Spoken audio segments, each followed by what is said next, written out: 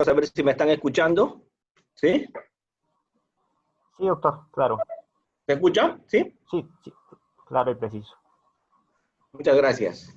Bien, les voy a pedir, por favor, como no somos tantos en esta ocasión, somos cerca de 80, los que puedan encender su cámara para podernos mirar, podernos visualizar y así tener la oportunidad de hacer una clase más interactiva, poder discutir, poder debatir, poder intercambiar puntos de vista, que de pronto eso es lo que hace que la sesión sea mucho más rica.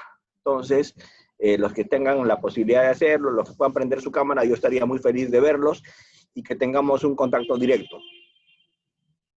Mira lo que siempre he venido haciendo, las clases conmigo, las sesiones conmigo, en la medida de mis posibilidades trato de que sean con el micrófono abierto para todos ustedes, de manera tal que el que quiera intervenir lo puede hacer, de manera tal que el que quiere darme un punto de vista lo puede hacer, podemos discutir, podemos discrepar, no necesariamente vamos a estar de acuerdo en todo lo que yo les voy a decir, así que tal vez la verdadera riqueza de estas reuniones sea más bien el intercambio entre nosotros, sea más bien el intercambio entre lo que yo les pueda decir y lo que ustedes me puedan complementar. ¿De acuerdo? ¿Sí? Entonces, miren, siendo esa la idea, yo, luego de agradecerles esta disponibilidad de todos ustedes para poder interactuar de una manera casi presencial, esto es, viéndonos, mirándonos y existiendo inmediación, muchas gracias, y existiendo inmediación, es que yo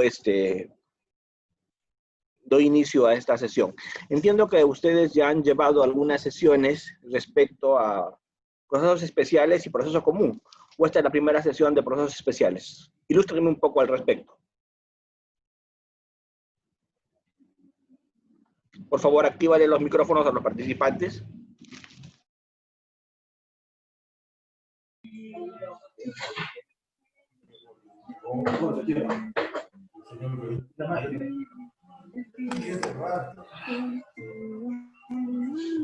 Esta es la primera sesión, creo, profesor.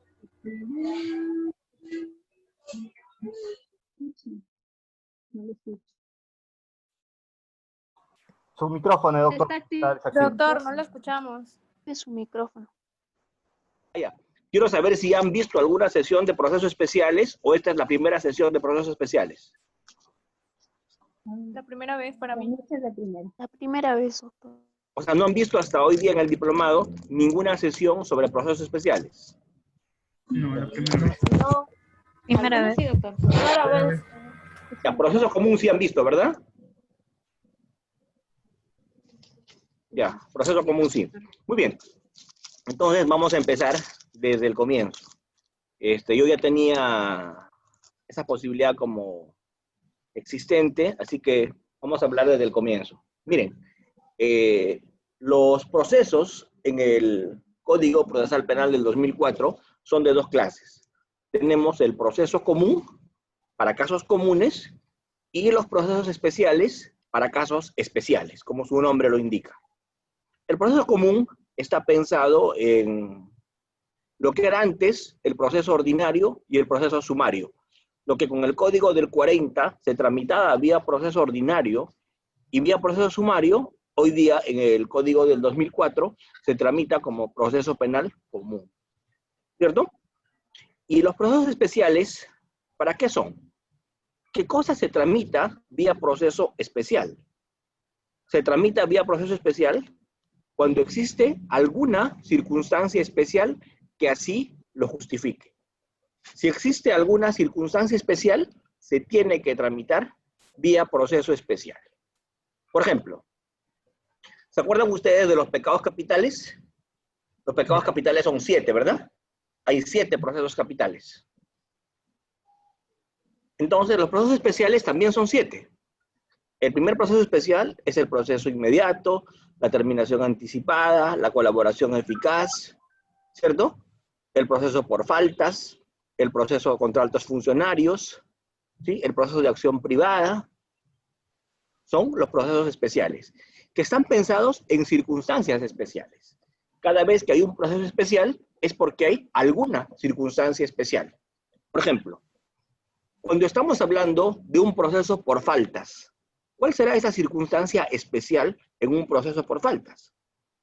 La circunstancia especial en un proceso por falta será que no estamos ante un delito, sino ante una falta. O sea, ante un delito venial o ante una infracción de menor gravedad. Esa circunstancia especial, que no es un delito sino una falta, dará lugar a un proceso especial por faltas.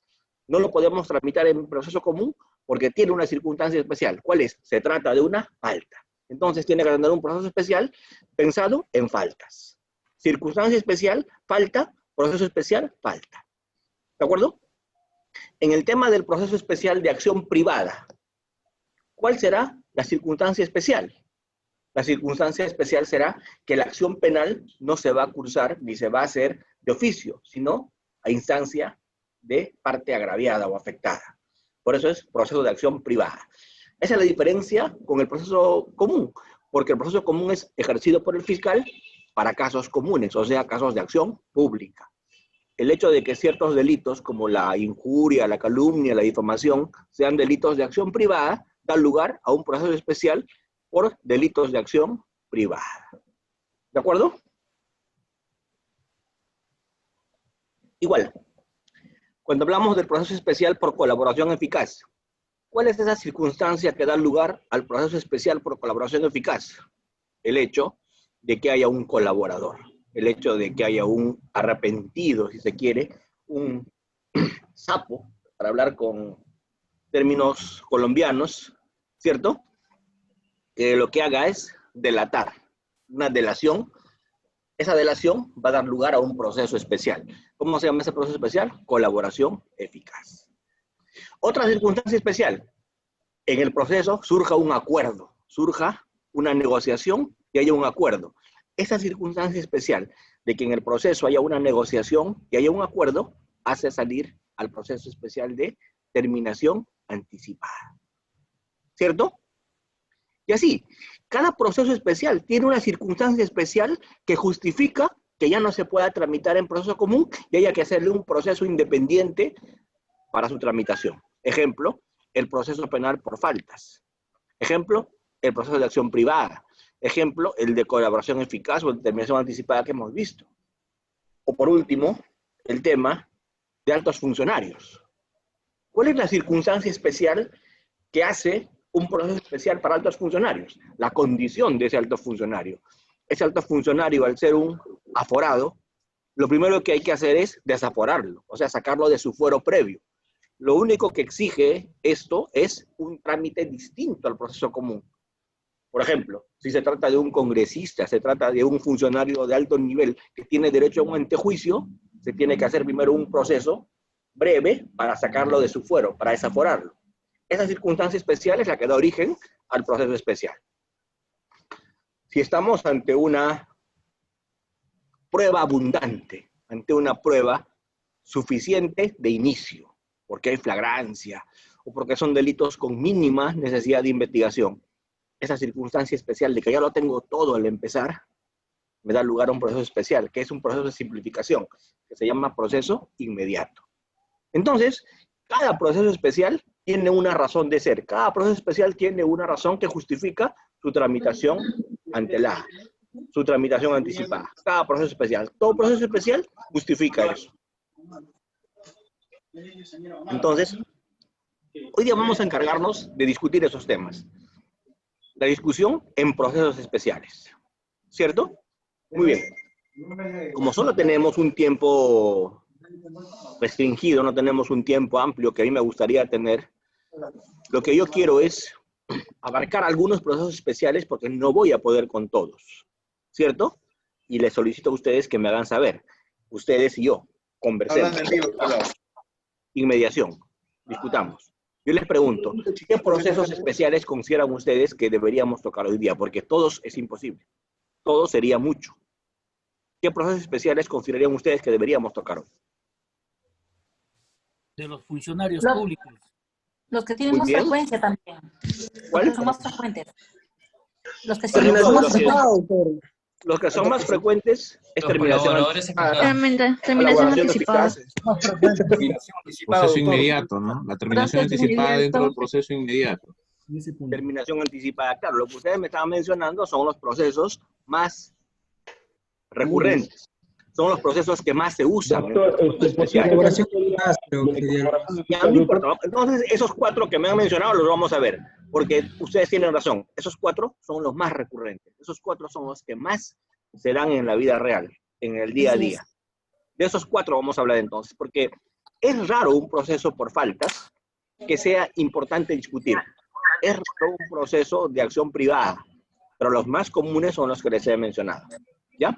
A ver, entonces empecemos. Empecemos primero con algunas ideas fuerza. ¿De acuerdo? Empecemos con algunas ideas fuerza. A los que se han integrado recién, a los chicos que se han integrado recién, yo les había pedido de manera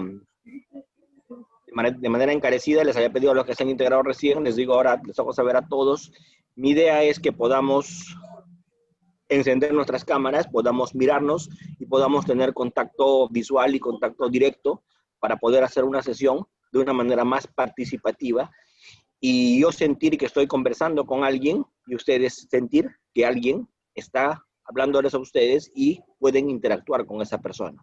Para que justifique este tema de una clase virtual, como se le quiere llamar a esta sesión. ¿De acuerdo? Entonces, dicho esto, yo voy a dar inicio al comentario ya de temas muy puntuales y de temas muy específicos. Vamos a empezar con el proceso que más se parece al proceso común. ¿Cuál es el proceso que más se parece al proceso común? El proceso que más se parece al proceso común es el proceso inmediato. ¿Por qué? Se parece mucho el proceso inmediato al proceso común porque sigue su esquema. El proceso inmediato, gracias. El proceso inmediato sigue el esquema del proceso común. El proceso inmediato sigue ese esquema del proceso común consistente en una investigación preliminar, una investigación en algunos casos preparatoria hasta 30 días y de ahí nos vamos a un juzgamiento. ¿De acuerdo? Pero ¿cuál es la esencia? ¿Cuál es la razón de ser del proceso inmediato? Casos que no requieren mayor prueba.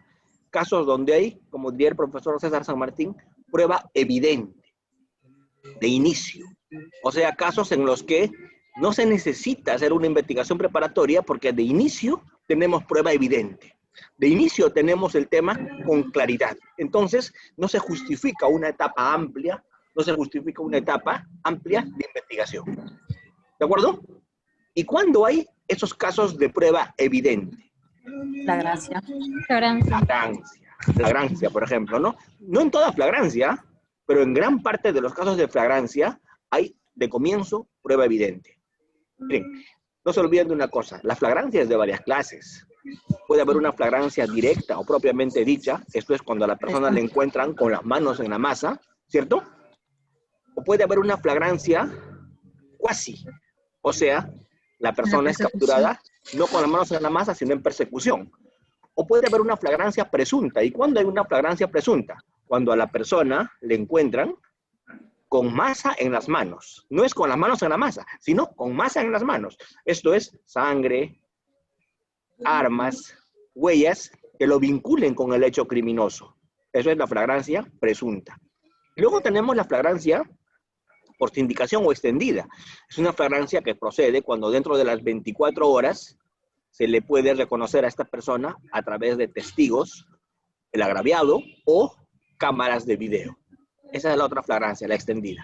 Sin embargo, doctores, en todos los tipos de flagrancia que he mencionado, no procede el proceso inmediato. El proceso inmediato solamente procede en un tipo de flagrancia. ¿Y cuál es esa? Flagrancia directa. ¿Por qué? Porque es la única flagrancia que me da claridad. Porque la flagrancia presunta me genera duda, porque la flagrancia presunta igual voy a tener que acreditarla con indicios, porque no es absolutamente fehaciente la comisión de un delito, no hay prueba evidente de la comisión de un delito cuando a una persona le encuentran, por ejemplo, con el arma homicida, con sangre en sus prendas. Eso se puede deber a otras razones. Esa arma se la ha podido encontrar en la calle y la ha recogido. ¿De acuerdo? Entonces no es tan evidente el tema de la flagrancia presunta. Y tampoco es evidente el tema de la flagrancia en fuga. Porque imagínate que están persiguiendo a alguien y confunden a otro que está corriendo porque está haciendo pues deporte. está saliendo a trotar y para su mala suerte tiene prendas de vestir similares a las que acaba de robar. Entonces lo agarran a él. Entonces, ¿ven? Entonces la cuasiflagrancia tal vez no tenga prueba evidente. O el tema de la flagrancia por sindicación. Tal vez el agraviado lo está sindicando a una persona por venganza. O tal vez el testigo dice él fue, pero se confundió. Porque a veces, cuando se comete un delito, piensen ustedes, y yo se los digo porque me pongo a analizar un poquito más tal vez.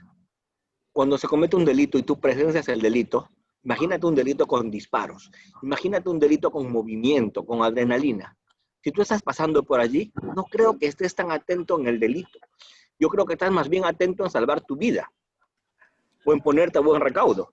Entonces, a veces no es solo lo que ves, sino lo que dices que crees haber visto. Y además, a los testigos yo les tengo mucho miedo porque los testigos siempre interpretan. Un testigo siempre interpreta. ¿Me entienden eso? Sí. El testigo nunca dice lo que ve, el testigo dice lo que interpreta de lo que vio. ¿O no? Por ejemplo, Cristian Velázquez. ¿Qué estoy haciendo yo en este momento? Saludando. Saludando, ¿ven? Saludando. Pero No, levantando la alguien diría que estoy levantando la mano. Otro diría que estoy parando un carro. Otro diría que uno de mis dedos está más levantado que el otro y le estoy insultando a alguien. Espantando un mosquito. Espantando un mosquito, ¿ven? Entonces cada uno mira lo que interpreta haber visto. Entonces yo le tengo mucho miedo a un testigo porque un testigo no me dice lo que ve, un testigo me dice lo que interpreta que vio. ¿Cierto? Entonces esa flagrancia por sindicación es una flagrancia que para mí no debe dar lugar a un proceso inmediato. Entonces, ¿cuándo ve un proceso inmediato? Cuando ya no tenemos que investigar mucho o nada porque el tema es evidente de inicio.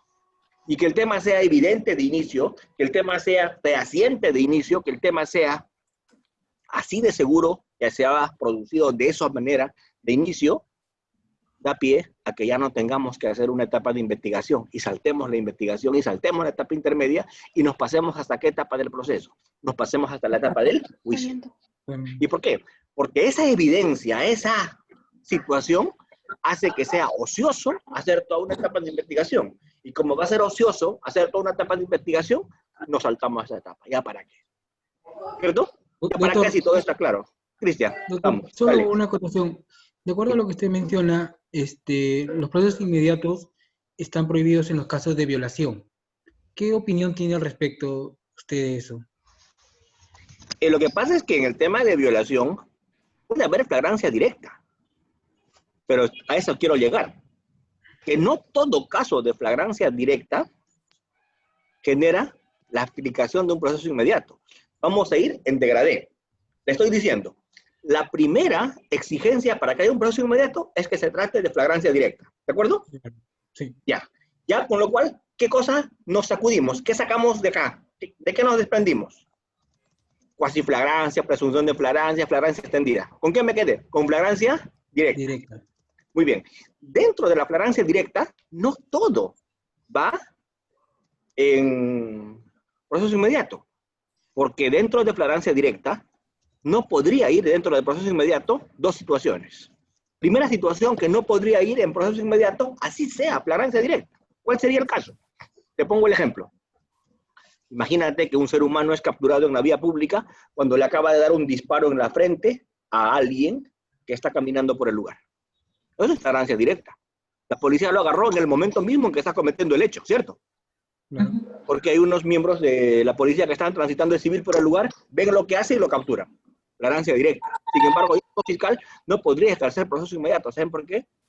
Porque todavía me falta investigar mucho en ese caso. Porque lo único que sé es que un fulano mató al otro. Pero todavía no sé lo más importante y es lo que me va a servir para determinar la imputación que voy a hacer. Me falta lo más importante. ¿Y qué es lo más importante? ¿Por qué lo mató? ¿Qué lo motivó a matarlo? ¿Qué lo motivó a matar? Así es. Porque la pena será como 10 si es un sicario. La pena será como 5 si es un homicidio simple. Y la pena será como 3 si es una emoción violenta. No sabemos, de repente, rato antes lo ha violado. O si fue un error de tipo. O si fue un error de tipo, exacto. ¿Cierto? Creyó, o un error de prohibición, creyó estar actuando en legítima defensa. ¿Quién sabe? Entonces, Doctor, ¿y ante el arresto ciudadano no implicaría aquello? también, el arresto ciudadano me va a generar más dudas aún, porque ustedes saben que la flagrancia también puede generar un arresto ciudadano. La ley no distingue. La ley dice que en flagrancia procede un arresto ciudadano. Pero cuando hay un arresto ciudadano, ¿todavía se discute aún más o no? Sí. Porque quien me está dando fe de la flagrancia es tal vez la ronda. Es tal vez un comité de autodefensa. O es tal vez serenazgo. Y ellos me van a complicar mucho más mi vida. ¿Por qué? Me van a complicar mucho más mi vida porque cuando la ronda, yo he sido coordinador nacional de las fiscalías comunales, el trabajo directo con la ronda, hemos hecho en varios programas pilotos. Entonces yo sé lo que es trabajar con la ronda. La ronda puede tener muy buena intención, pero cuando la ronda captura en flagrancia, algunos temas ellos lo pueden solucionar con su justicia popular, o sea, le dan de latigazos, ¿cierto? Pero otros delitos me lo tienen que poner a disposición de la fiscalía porque son delitos graves que no admiten justicia popular, que no admiten esa justicia que administran las comunidades campesinas, nativas. Así que me lo tienen que entregar. Por ejemplo, ellos no me van a solucionar con látigo un tema de homicidio, ni menos un tema de tráfico de drogas, ¿cierto? O de robo agravado con muerte. Esa es su justicia popular, será para casos menores. Pero cuando la ronda me trae un caso de homicidio o de violación sexual, pregunto, ¿a los señores ronderos alguien los capacitó en escena del crimen? No. ¿En recojo de evidencias? ¿En cadena de custodia? ¿Eh? Entonces tengo problemas serios de prueba. Ni siquiera Serenazgo maneja bien esos temas. Los bomberos, que son a veces los que llegan primero que todos a la escena del crimen. Entonces no siempre un caso de flagrancia es un caso sencillo. Por el tema de la copia de prueba, por el tema del arresto ciudadano. Vamos, imagínense, miren en el extremo en el que me voy a poner, porque yo lo que quiero es que hoy día discutamos muchas posibilidades. Miren el extremo en el que me voy a poner un extremo, ¿ya? A ver, imagínate que la flagrancia la ha realizado, la captura en flagrancia la ha realizado la policía. Un excelente efectivo de la policía, a bordo de una unidad móvil, hicieron la captura. Levantaron las actas, acopiaron la información con detalle, hicieron su cadena de custodia y todo está a uno. Aparentemente ahí para la fiscalía el tema está perfecto. Cuando a mí como fiscal me traen el tema, yo estoy feliz porque todo está ok, ¿cierto? ¿O no? Pero ¿cuál es el problema? ¿Por qué no haría yo procesos inmediatos si todo para mí está ok, todo está perfecto? Miren, tengo a la policía que ha hecho una excelente intervención, es un tema de homicidio, es un tema de violación sexual, tengo todo ok, es más, tengo hasta el móvil, tengo todo. Pero ¿saben qué? Tampoco puedo hacer procesos inmediatos. ¿Y saben por qué? Porque el tema es gravísimo, porque la pena va a ser bien elevada. Y si la pena va a ser bien elevada, lo mínimo que debe tener la defensa es un tiempo prudencial para armar su caso o no. Sí. Porque si yo le voy a decir al abogado defensor y al procesado, el fiscal la tiene clarita, así que en 72 horas tenemos juicio.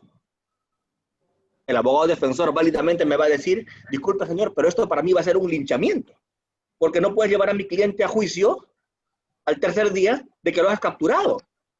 Yo tengo que recopiar actos de investigación, yo tengo que hacer una investigación que tal vez mi cliente tiene algunas razones que le van a justificar lo que ha hecho, o tal vez de repente ni siquiera es él, o de repente necesitamos una investigación para llegar al fondo del asunto. Entonces, ahí viene el segundo tema. Para hacer un proceso inmediato, tengo que tener prueba evidente, ¿cierto? Flagrancia directa. ¿Y qué es lo segundo? No tienen que ser delitos graves, porque si estamos en delitos graves, el proceso inmediato está prohibido. Esto es para delitos de menor gravedad, porque un delito de mayor gravedad, ¿qué cosa necesita? Alguna investigación. Alguna investigación no solo pensando en la fiscalía, alguna investigación no solo pensando en el MP, sino esa investigación pensando también en quién. En el imputado. En la defensa, en el imputado. Porque si no estaríamos hablando de un linchamiento, pues si no mejor agarramos una soga y al mejor estilo rondero lo amarramos a un poste, ¿no? Y lo ajusticiamos. Entonces, si estamos en un Estado de Derecho, lo menos que se le puede entregar a una persona antes de aplicarle una sanción, antes de aplicarle un control penal, antes de que el Estado le haga saber su poder punitivo, lo menos que el Estado le puede garantizar a esa persona es que esa persona tenga la posibilidad de defenderse. Y defenderse implica un tiempo prudencial para que haga también actos de investigación de parte. ¿De acuerdo? ¿Se entiende la idea?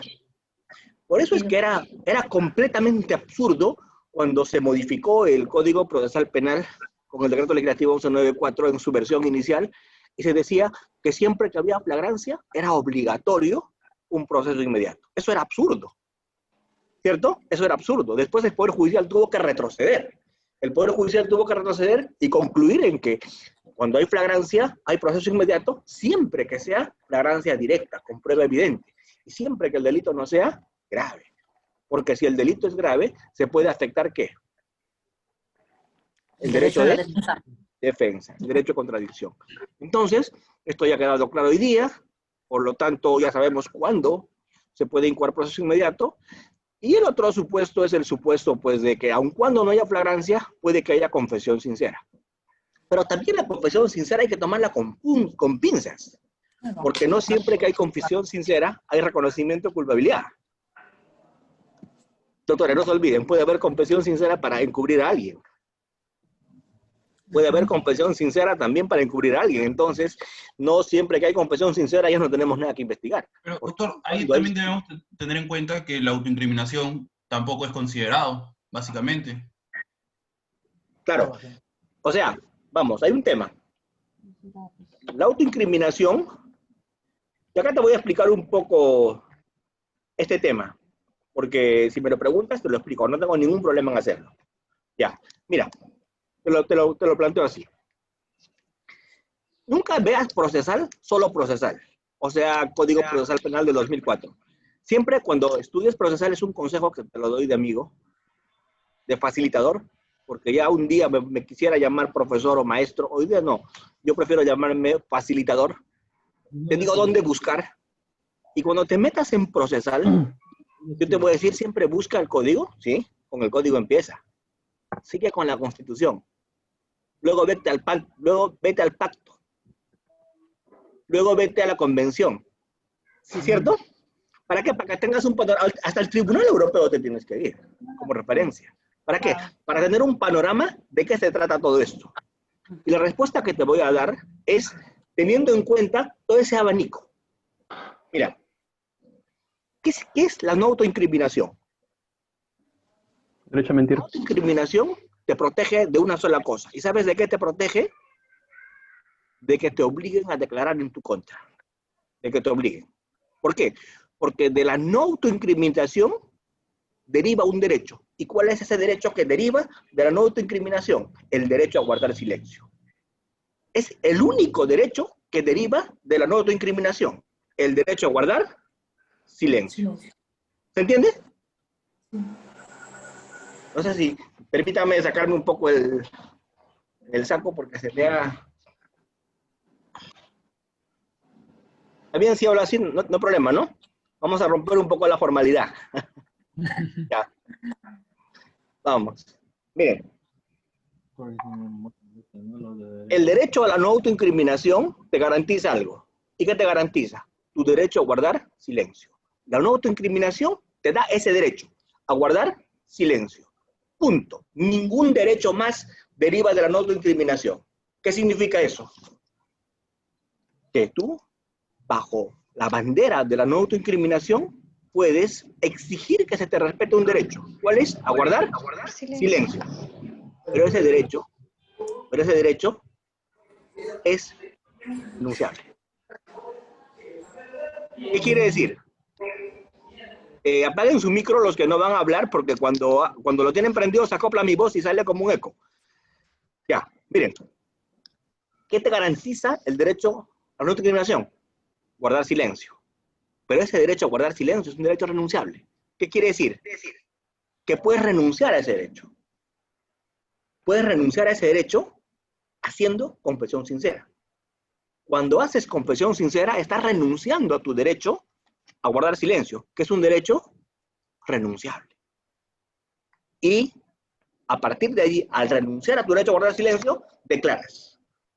Pero esa declaración se tiene que dar bajo un contexto. ¿Y cuál es el contexto? Formalidades legales. Primera, confesión con tu abogado. Segundo, confesión ante el fiscal o el juez. Jamás confesión, así esté con tu abogado, únicamente ante la policía. Eso no vale. ¿Cuál es la formalidad de la confesión sincera? Ante el fiscal y con tu abogado o ante el juez. Esa es confesión sincera válida. De lo contrario, no es una confesión sincera válida. ¿De acuerdo? Vamos. Nada más te protege de la no autoincriminación. La no autoincriminación no te da derecho a mentir. ¿Por qué? Porque si renuncias a tu derecho a guardar silencio, te atienes a las consecuencias. Primera consecuencia, a la que te vas a atener por renunciar a tu derecho a guardar silencio. Nadie te mandó. Nadie te mandó. Tú renunciaste a tu derecho a guardar silencio. ¿Y cuál es la consecuencia de eso? De haber renunciado a tu derecho a guardar silencio. ¿Cuál es la consecuencia? Con tu confesión sincera te van a condenar. ¿Fuerte o no la consecuencia? Mira la consecuencia. Con tu confesión sincera te van a condenar. Con alguna corroboración mínima, pero te van a condenar. Con tu confesión sincera. Y el fiscal, gracias a tu confesión sincera, se va a ahorrar el billete, el Estado. ¿Y cuál es el billete que se va a ahorrar el Estado? Toda la investigación preparatoria. Toda la etapa intermedia y todo el juicio. ¿Y por qué se van a ahorrar esa plata? Por tu confesión. Por lo tanto, yo pregunto, renunciar a tu confesión, renunciar a tu derecho a guardar silencio, es serio. Porque con tu confesión te van a condenar. ¿Y saben qué? Si renuncias a tu derecho a guardar silencio, y no es para confesar, porque no solamente vas a renunciar a tu derecho a guardar silencio para confesar, también puedes renunciar a tu derecho a guardar silencio para soltar una coartada. ¿Me entienden eso o no? O sea, yo renuncio a mi derecho a guardar silencio, ¿pero para qué? Para decirle al juez una coartada, para decirle al fiscal una coartada, para defender mi inocencia. ¿Sí? Entrando y saliendo. Yo pregunto, ¿o solo renunciamos a nuestro derecho a guardar silencio para confesar? Entrando, saliendo. También renunciamos a nuestro derecho a guardar silencio para lanzar una coartada. Y cuando renuncio a mi derecho a guardar silencio para lanzar una coartada, doctores, cuando renuncio a mi derecho a guardar silencio para lanzar una coartada, todo lo que diga puede ser usado en mi contra. Es más, en base a mis palabras pueden fundamentar una sentencia condenatoria. Es más, el pez por la boca muere. Sin embargo, en tu declaración tiene que haber estado presente tu abogado. Doctor Almanza, ¿y el derecho a mentir? A ver, yo solamente les pido una cosa y siempre ofrezco eso. Siempre ofrezco mi biblioteca en donación al que me diga dónde está regulado el derecho a mentir. No existe el derecho a mentir, doctor. No existe, pues. Por eso es que ofrezco mi biblioteca al que me demuestre que existe el derecho a mentir. No existe ese derecho a mentir. Lo que existe es un derecho a guardar silencio, que es lo único que te deriva de la no autoincriminación, el derecho a guardar silencio. Pero es un derecho renunciable, además. Con lo cual, si tú renuncias a tu derecho a guardar silencio y hablas, lo que digas, si es que confiesas, sirve para que te condenen. Y lo que digas, si es que no confiesas, sirve para que asumen indicios en tu contra. Así Doctor, que yo disculpe. Doctor, disculpe. Adelante, doctora. Adelante. Pero no... Gracias, buenas tardes. No siempre es determinante lo que pueda decir pues el posible imputado, ¿no? En su detención, por ejemplo, en fragancia, ¿no? Porque él puede decir un montón de cosas, pero no determina esto la pena que se le va a dar en base a lo que él haya dicho en el arresto, por ejemplo, ¿no? O en la aprehensión que haya tenido frente a los policías. A ver, ahí vamos a decir lo siguiente. En ningún momento yo estoy diciendo que te van a condenar solo con tus versiones contradictorias. Tus versiones contradictorias no pueden ser jamás el único insumo para que te condenen. Pero tus versiones contradictorias se van a sumar a todos los demás indicios, ¿o no? Ah, sí. La suma de todo eso va a ir en tu contra. Indicio de conducta procesal, indicio de mala justificación, ¿cierto? Sí. Entonces, todo eso va a sumar en tu contra. Así que mejor conservas tu derecho a guardar silencio. Porque todo lo que digas puede ser usado en tu contra. ¿De acuerdo? Sí. Ya está. Eso quiero que lo entendamos. 2. Doctor, disculpe. Adelante, doctor. Doctor Jorge, adelante. Doctor, disculpe. Buenas tardes. Buenas tardes. Doctor, ya que toca el tema esto de guardar silencio, este tema de guardar silencio podría ser considerado como una obstaculización en una investigación. No. En tiempos anteriores, por ejemplo, en el caso de Silva Checasecos, el TC hizo ese papelón. Dijo que guardar silencio era un sinónimo de obstaculización. Pero ya felizmente son tiempos superados en el proceso penal. Guardar silencio es un derecho. Es un Y de derecho, ese derecho, definitivamente. es un derecho, guardar silencio es un derecho. Y de ese derecho a guardar silencio no se puede sacar ninguna conclusión en contra del investigado. Porque es un derecho además constitucional, además reconocido en el pacto, reconocido en la convención. No es un derecho que solamente está en el Código Procesal Penal. Por lo tanto, es un derecho consagrado guardar silencio, pero renunciable. Pero derecho renunciable. Con lo cual, el procesado puede renunciar a ese derecho. Y si renuncia a su derecho, uy. Si renuncia a su derecho, ahí nos metemos en problemas. Primero, porque si renuncia a su derecho puede terminar confesando. ¿Y le ahorra el proceso al fiscal o no? Sí, claro. O segundo, puede terminar dándose contradicciones. Con lo cual, esas contradicciones van a sumar en su contra. Así que hay que evaluarlo 2 veces antes de renunciar a su derecho al guardar silencio, porque es lo único de lo que te puedes hacer valer bajo la bandera de la no autoincriminación. ¿Cierto? Alguien me decía el derecho a mentir, yo les digo el derecho a mentir no existe. Doctor, ¿De acuerdo? doctor, buenas tardes. Adelante. Disculpe, y en el caso de que ejerza la defensa propia, ¿en ese caso es recomendable? Lo que pasa es que yo siempre he sido una persona que ha tenido una posición muy crítica respecto a eso. Yo sí considero que no es posible para un procesado que es abogado defenderse a sí mismo, hacer una autodefensa. ¿Por qué? Si bien es cierto, no hay norma expresa que lo prohíba, ¿cierto? Yo considero que eso genera varios problemas procesales. Como por ejemplo, si él quiere declarar, ¿quién le va a hacer las preguntas? Él mismo se pregunta y él mismo se responde. ¿De acuerdo? Cuando haga defensa material y defensa técnica, me genera muchos problemas. Y además, el peor abogado de uno es uno mismo. Porque un abogado, ¿cómo tiene que ser? Un abogado tiene que ser alguien neutro, que ve las cosas de una manera más fría, ¿o no? Siempre uno mismo tiene sangre en el ojo, y la sangre en el ojo le impide la visión clara. Entonces, a veces es mejor que la autodefensa no se ejerza. Las posiciones son encontradas. Por eso yo les digo mi posición. No les digo la posición mayoritaria, porque si fuera así les diría la posición mayoritaria. Yo les estoy diciendo que hay posiciones acá. ¿Sí? Hay posiciones acá. Muy bien. Entonces, concluimos en que no existe. Sí. Doctor, en el caso de las declaraciones a nivel policial por parte de un imputado, por ejemplo, ¿no? El imputado declara y ya está perdiendo su derecho a guardar silencio, es decir, a nivel fiscal, él ya no podría hacer efectivo su derecho a guardar silencio. No, es que a nivel policial el investigado puede declarar todo lo que quiera. A ver, yo te voy a hablar como fiscal. Te voy a hablar como fiscal. Ya. Si estoy en la fiscalía y me llama un policía y me dice, doctor, porque tiene que comunicar todo lo que hace la policía a la fiscalía cuando hay detenciones en flagrancia y todo lo demás, ¿verdad? Sí. Y el policía me llama y me dice, doctor Almanza, tengo un detenido. Yo le pregunto, ¿por qué delito?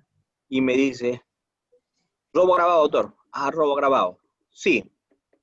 Y yo le pregunto, ¿qué has avanzado? Y me da cuenta lo que ha hecho, que es urgente en ese momento lo que ha hecho, que es perenizar la escena, que es acopiarlo. Me tiene que dar cuenta lo que ha hecho, ¿no? Empadronar testigos y todo eso.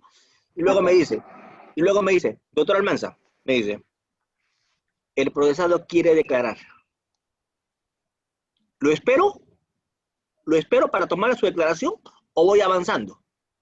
Y yo le hago una sola pregunta en ese momento y le digo, ¿va a confesar? No, me dice, no va a confesar. Entonces le digo, no es necesaria mi presencia. Mi presencia como fiscal es necesaria cuando él va a declarar y va a confesar. Porque la confesión exige presencia fiscal. Pero si no va a confesar, solo va a dar su coartada, basta con que esté su abogado. Y le pregunto, ¿está su abogado? Sí, me dice, doctora, está con su abogado. Entonces Cholo empieza a tomarle su declaración, pues. Total, está renunciando a su derecho a guardar silencio y está con abogado. Por lo tanto, su derecho es renunciable. Y si declara, es su problema. Y el policía siempre me hace la pregunta más inteligente. Y me dice, doctor, ¿qué le pregunto? Y le digo, así le vas a preguntar, ¿qué tienes que decir respecto a los hechos? Y doctor, escribe 10 páginas si puedes con todo lo que diga. Porque cuanto más habla, más se contradice o no. Sí, más en auto. ¿Ves? Y lo peor es que como no va a confesar, la formalidad no es que esté el fiscal, sino que esté su abogado. Así que todo lo que diga va a ser usado en su contra. Él ha renunciado a su derecho a guardar silencio. Renunció. Es un derecho renunciable. Doctor, pero no tiene derecho a mentir. No existe el derecho a mentir. Doctor, otra pregunta que siempre me hacen. Doctor, la no autoincriminación te da derecho a negarle al fiscal libros contables, documentación que tienes en tu poder, ¿cierto? No, es obstrucción. Si no le das lo que el fiscal te pide, es obstrucción. Lo único que te protege tu derecho a guardar silencio, lo único que te protege tu derecho a la no discriminación es tu derecho a guardar silencio. Jamás te protege frente a negar información al fiscal, porque tú eres objeto de prueba. Si el fiscal te llama y te dice, ronda de reconocimiento, te tienes que presentar a la ronda de reconocimiento y pararte izquierda, derecha, frente, para que te reconozca. Doctor. Pero vamos, y si tú dices, doctor, pero ¿y mi derecho a la no incriminación? No te estoy diciendo que declares, te estoy diciendo que te pares a la frente para que te reconozca. Doctor, ¿y si no quiero ir? Conducta procesal, obstruccionista. Doctor, te pido que me pongas a disposición este documento o este otro y no me lo traes, conducta procesal. Sí, dime, José Andrés. Sí, doctor, muchas veces, por ejemplo, en lavados activos es muy común cuando te piden un documento contable. Lo que pasa es que la defensa técnica o el imputado en todo caso como que lo sepulta la evidencia, ¿entiende? En varios documentos. ¿Eso también sería como una mala conducta procesal? Lo que pasa es que alguna persona ahí alguna vez dijo, es que alguien alguna vez dijo que eso está protegido por tu derecho a la autoincriminación. Y no te olvides una cosa, tú eres objeto de prueba. Te pueden sacar sangre, quieras o no. Te pueden sacar cabello, te pueden sacar saliva, te pueden tomar fotos, te pueden hacer una pericia de audio y video y de voz. Y nada de eso afecta tu derecho a la no autoincriminación. Lo único que te protege tu derecho a la no autoincriminación es, ¿qué cosa? Guardar silencio. Guardar silencio. ¿Y cuál es mi base para decirte lo que te estoy diciendo? El código, ¿cierto? La Constitución, el pacto, la convención, ¿cierto? Por eso yo siempre digo, a ver, sácame lo contrario. Doctor. Cuéntame, Angelo Chávez. Doctor, disculpe que me interrumpa eso. Solamente me quedó la espinita de esto de acá. Silva Checa, del TCA, ¿sí lo puedo ubicar esa sentencia? Claro, es una sentencia bien antigua. Vicente Silva Checa, no me acuerdo el número en este momento, pero con eso lo ubicas. Así no lo ubico. Sí, y lamentablemente en ese momento, este procesado guardó derecho, hizo uso de su derecho a guardar silencio. ¿Y saben qué dijeron en el proceso penal? Que eso era indicio de ¿qué? En culpabilidad. En el peor sentido, inquisitivo o no. Bastante. Claro, porque eso sí se lleva de encuentro el pacto, la convención, eso sí se lleva de encuentro. Gracias, doctor. Gracias. Doctor, una consulta, doctor. Adelante. Me recuerdo que había leído una vez una sentencia del Tribunal Constitucional en el caso Nadine Heredia, donde dijo que cuando ella realizó sus firmas de sus agendas, no quería firmar o no quería escribir como ella escribe. Entonces, en ese caso, el Tribunal Constitucional dijo que ella tiene derecho a resistirse a la justicia, porque hay dos partes acá, ¿no? La parte de la justicia y la parte del imputado. El imputado, para que haya una comprensión, tiene que resistirse a la justicia. Entonces, tomó ese raciocinio el Tribunal Constitucional y, pues... No, pero lo que te quiero decir es una cosa. No es que Nadine Heredia se negó a escribir, ella escribió. Sí, pero en la prisión preventiva dijeron, fueron una obstaculización. Claro. El doctor Carguancho dijo, ¿no? Que no quería escribir como, por lo tanto había obstruido a la justicia. Ya, sí, pero vamos. Es que hay algunas cosas que yo no te puedo obligar a que hagas. Por ejemplo, yo no te puedo obligar a qué? A que hables con tu voz. Y te pongo el siguiente ejemplo, para no hablar del caso Nadine que está en giro y mañana me saquen a mí a decir que estoy dando opiniones respecto de un caso en giro. ¿De acuerdo? Te voy a dar otro ejemplo, paralelo que te puede servir. Ya, doctor. Ya. Ya vamos. Mira, peritaje de audio y video, peritaje de voz. Los famosos audios. Ustedes saben que los famosos audios son elementos muy usados en la justicia de un tiempo a esta parte, ¿no? Los audios. ¿Cierto? Así es. Muchos magistrados había un tiempo que no podían dormir, paraban en el psicólogo, estaban desesperados, y yo siempre, cuando les hacía bromas pesadas, pasaba por su lado, les hablaba, oye, ya salió tu audio, y se les iba el apetito, se desmayaba. Entonces, el tema de los famosos audios, ¿no? Todos saben lo que han hablado, pues. Entonces, estaban desesperados. Más de uno, ¿no? El apetito habían perdido. ¿Cierto? Bueno. Entonces, cuando los llevábamos, termino la idea. Cuando los llevábamos a que hagan el peritaje de audio y video, por primera vez en su vida algunos procesados hablaban distinto. Impostaban la voz, bajaban la quijada al mentón y hablaban así. Y cuando tú bajas tu quijada y la pegas a la nuca, ¿qué crees que pasa? ¿Cuándo es así? ¿Cuándo es así que haces? Tu voz se distorsiona. Entonces, ellos creían que con eso estaban sustrayéndose del peritaje e iba a salir negativa la prueba. Yo, como ya sabía cómo son estos exámenes, siempre sonreía al verles hacer esas cosas. ¿Por qué? Porque eso es irrelevante. Lo que ve esas software de voz es tu caja fonadora. Y tu caja fonadora, así hables grueso, o hables bajito, o hables delgadito, siempre va a ser medida igual. Porque todos los seres humanos tenemos una caja fonadora distinta. Carlos Álvarez es un muy buen imitador. Él te puede sacar la voz bien parecida a la de cualquier político, ¿verdad? Pero es el parecido acústico. Pero en un peritaje, esa voz va a ser a todas luces muy distinta a la voz del original.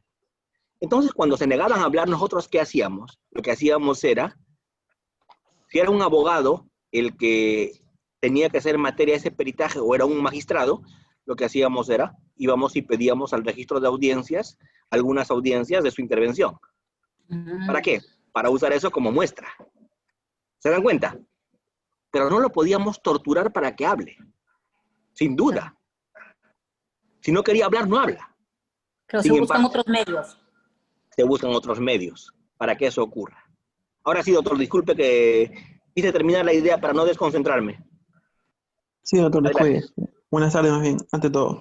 Doctor, por ejemplo, en una declaración policial o fiscal, el abogado de un coimputado tendrá algunas restricciones o limitaciones en cuanto a la declaración del coimputado. Sí, no puede participar, eso está en la misma norma.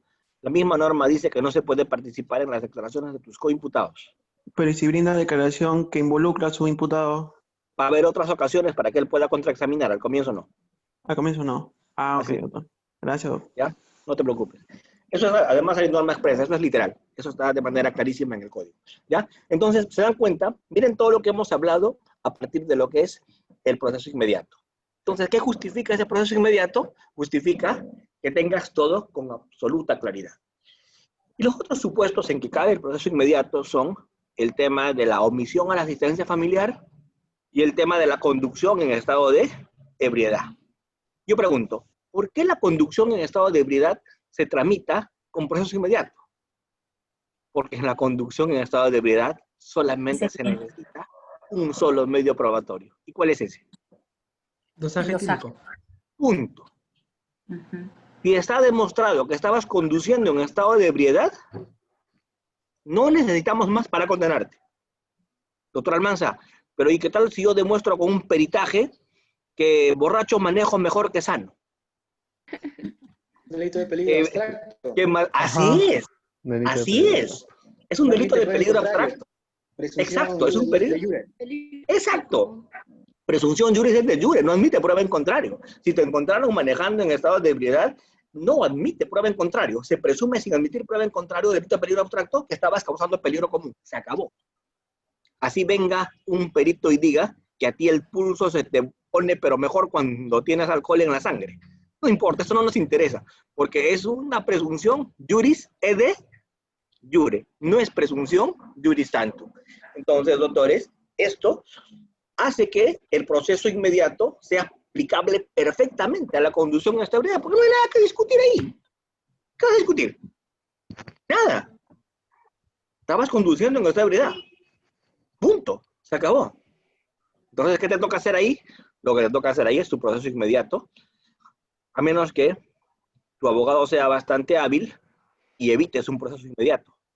Si tu abogado es absolutamente hábil, va a evitar un proceso inmediato, y más bien, ¿qué va a hacer? Un principio de oportunidad. Y va a salir mejor, porque el proceso inmediato te va a generar condena. ¿Cierto?